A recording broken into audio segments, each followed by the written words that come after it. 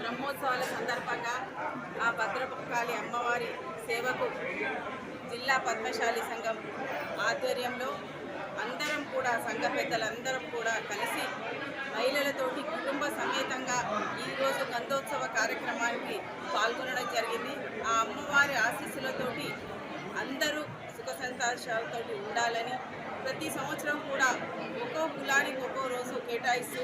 ఈ కార్యక్రమాన్ని నిర్వహించడం జరుగుతోంది. అందులో భాగంగా పద్మశాలి కులస్తులందరూ కూడా ఈరోజు జంటగా కుటుంబ సమేతంగా పాల్గొనడం, అంతేకాకుండా అమ్మవారికి మహిళలందరూ కూడా కుంకుమార్చన చేయడం, ఇవన్నీ కార్యక్రమాలు తీసుకున్నాం. ఆ భద్రకాళి అమ్మవారి ఆశీస్సులతోటి అందరూ సుఖ సంతోషాలతో ఉండాలని మా పద్మశాలి కుల బాంధవులందరికీ కూడా ఆ అమ్మవారి ఆశీస్సులతోటి, ఎందుకంటే నేతన్నలు ఎప్పుడు కూడా వస్త్రం చేయడంలో ముందుంటారు, అందులో అటువంటి కులస్తులకి అందరూ నేతన్నలు బాగుండాలని, ముఖ్యంగా మా కులానికి అన్ని విధాలా సహకరిస్తున్నటువంటి పద్మశాలి కులస్తులకు సహకరిస్తున్నటువంటి ఇప్పుడు మన పద్మశాలి జై మార్కండేయ ఆనవాయితీగా వస్తున్నటువంటి ప్రతి సంవత్సరం కూడా పద్మశాలి కులస్తులకు ఒక రోజు కేటాయించి బ్రహ్మోత్సవాల్లో ఈరోజు గంధోత్సవం అనేది ఒక పవిత్రమైనటువంటి ఉత్సవం.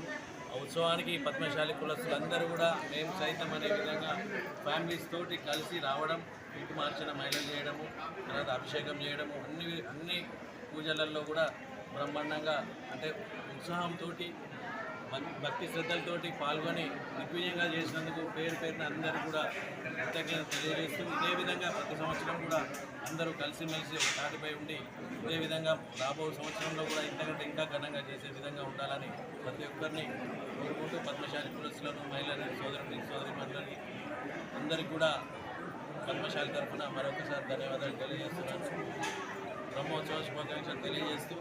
ఈ సందర్భంగా వారి ఆశీస్సులు కూడా మా అందించాలని